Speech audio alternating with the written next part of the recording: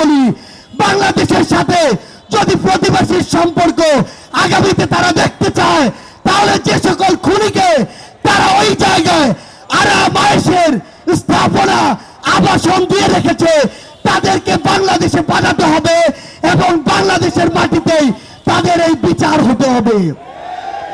আজকে থেকে 10 মাস আগে বাংলাদেশের অধিকাংশ মানুষ তাকিয়ে থাকতো কখন বাংলাদেশকে বিভিন্ন জায়গায় স্যাংশন দেয়া হবে, কখন আমেরিকা হস্তক্ষেপ করবে, কখন হাসিনা মারা যাবে, কখন পরের ইলেকশন আসবে, তারপরে তারা মাঠে নামার প্রস্তুতি নিত।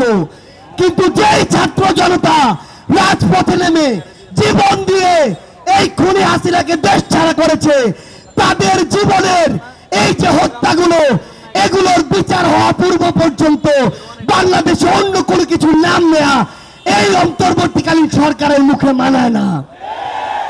রাজনৈতিক দলগুলো আজকে সময়ের বিবেচনায় প্রতিযোগিতায় নেমেছে, আগে সংস্কার নাকি আগে নির্বাচন। মাথায় স্পষ্ট করে ঢুকিয়ে রাখুন, সংস্কার নাকি নির্বাচন, এই খেলা বাদ দিয়ে প্রতিযোগিতায় নামুন যে সবার আগে হতে হবে এই হত্যাকাণ্ডের বিচার।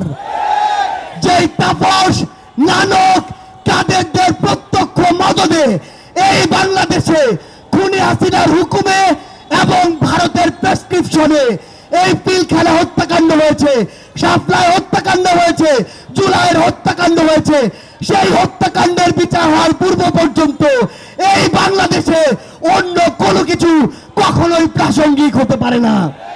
সকল রাজনৈতিক দলের উদ্দেশ্যে একটি কথাই বলবো, এই যে জেনারেশন, এই জেনারেশনকে ভয় করুন, এই জেনারেশনকে ভয় করুন। যদি এই জেনারেশনের রক্তের উপরে দাঁড়িয়ে ইমোশন নিয়ে খেলার চেষ্টা করেন, এই জেনারেশন সকল ক্ষমতার বিপক্ষে গিয়ে যে কাউকে টেনে হিঁচড়ে নামাতে পারে, কুয়েটের ওই ভিসি তার প্রমাণ।